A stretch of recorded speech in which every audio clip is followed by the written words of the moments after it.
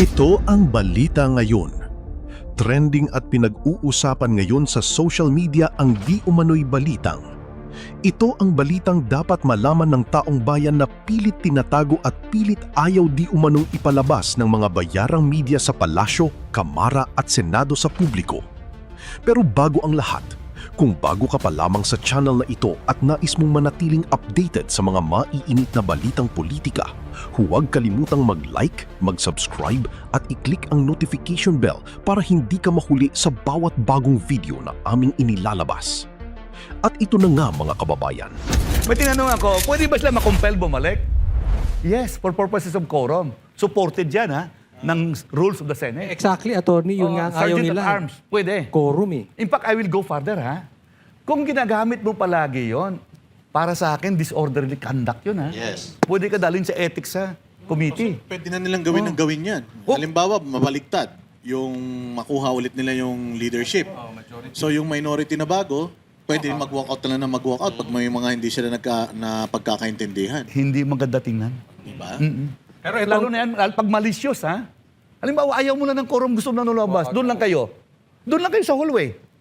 Until mabigyan ang gusto nyo. Mapagbigyan ang gusto nyo, wala na yun. Ito, attorney, ano po yung masasabi nyo doon sa sa paglalabas ni Lito Banayo ng information about dito sa CONAS na kinuwento daw sa kanya ni Ping Lacson. Sa tingin nyo ba? Actually, nalilito na nga tayo dyan sa CONAS. Ano po ba yung CONAS? Paki-explain nga po in layman's term kasi. Sige. Sabi nga po ni Marcoleta, mahirap pag wala kang background sa batas Oo. So, Sige, ito yun, CONAS? CONAS, Constituent Assembly. So, nasa general rule rin ang tawag natin, CHA-CHA. Charter Change. Sa Charter Change, tatlo yan. Diba? CONAS, CONCON, or PI. Yung PI, People's Initiative. Hindi yun, hindi yung blank ina, hindi yung gano'n Pero wala na yon, sinabi ng Korte Suprema, mahina ang batas natin. Wala na yon. Sa ilalim ng Santiago versus Comelec. Yes. Yung wala na yon. Okay. Ng kaso. Kaso yan decided 1997. So natira na lang CONAS. CONCON, wala na rin panahon. Too late the hero. Yes. Wala na. CONAS na lang. Pero ang CONAS, kailangan mo ng 3/4 vote of both houses. voting 3/4. separately o Yun jointly? pang question kasi ang Constitution hindi sinabi kung voting separately or voting together. Siyempre, ito ang senador palaging hindi sasama sa lower house. Dami nila Ang tingin kasi nila, mas mataas sila. So, voting separately yan, mag-i-insist sila dyan. Panahon pa ni JDB, sinasabi yun na sumama na kayo sa amin. Sa Hindi, personal senador. opinion mo, Ah, separately? separately.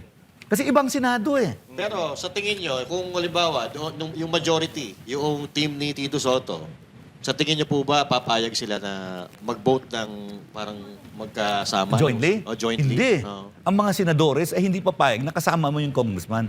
Mataas ka na Kahit majority may gusto, tapos yung minority ayaw, hindi pa rin matutuloy. Hindi pa rin. Alam mo, buntik na yan nangyari Panahon ni Pimentel Nograles. Constituent Assembly. Yung Senate Resolution number 10 ay meron pong 16 nga senadores ang pumirma. Muntik na nangyari. Pero hindi rin natuloy. Failure pa rin. Muntik na kasi 16 na senadores ang nag-back up ng Senate Resolution number 10. Pareho siya ng sa House na tumawag sila na magpalit. Yun ang economic provisions ang ilan pakay. Economic lang. Oo. So yun naman talagang nung ang publiko po ay napupuno kasi ang hula baka naman i-extend yung sarili nyo.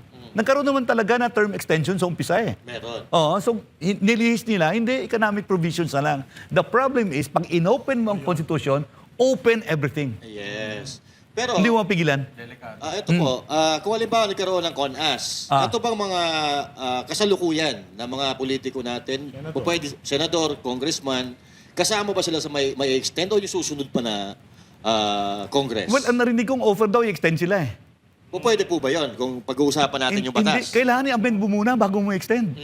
Hindi pwede i-extend tapos Extend amendment. Hindi Amend muna. Kasi meron naman talagang legitimate na sinasabi Halimbawa, ang senador at large Hindi mo makita ang senador Di ba? In fact, sa Senado, ganito nangyari. Tanungin ka, saan ang project mo? Ang project ko sa Mindanao. Pagdating sa Mindanao, tanungin, saan ang project mo? Sa Visayas. Pagdating sa Visayas, saan ang project mo? Sa Luzon. Congressman, pag tumayo sa distrito, akin yan, akin yan, akin yan. Kaya alam mo kagad na ang flood control sa kanya. Kasi doon sa distrito niya. Distrito niya. Di ba? Sa Senado, iba. Kalat. Di ba? Kalat eh.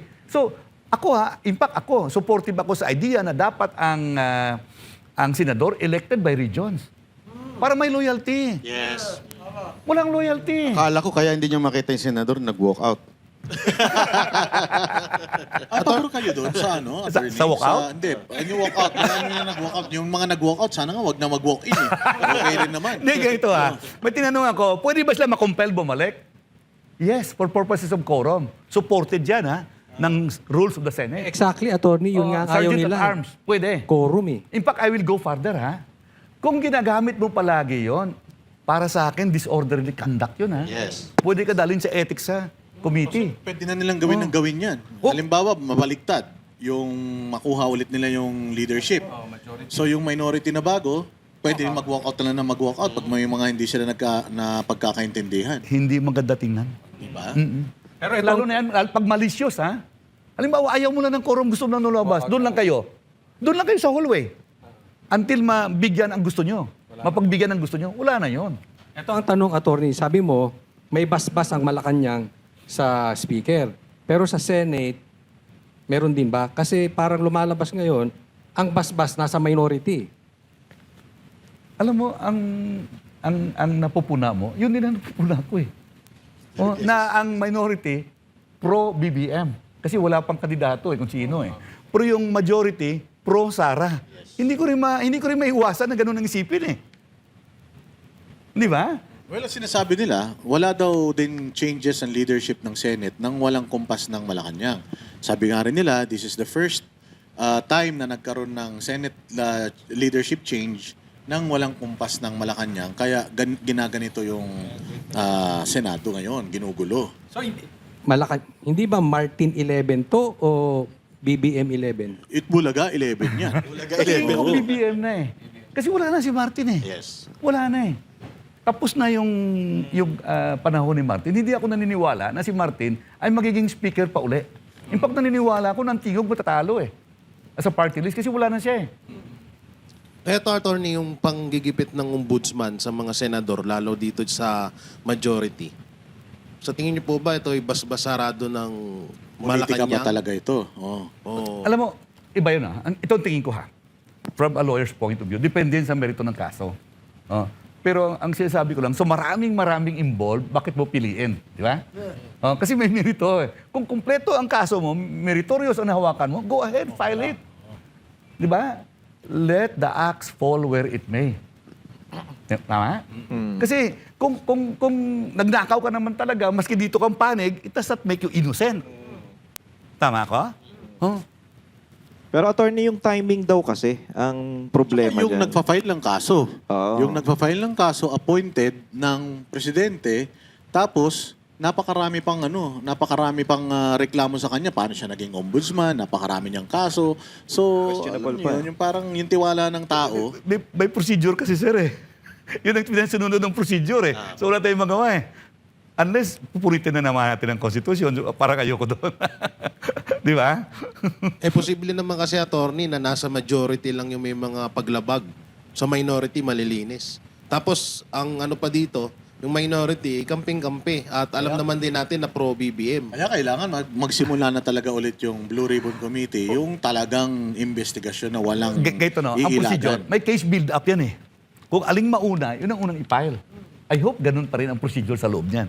Wala naman akong alam Pero yung sa pagkaalam ko, yung nag-case build-up yan kung sino mauna.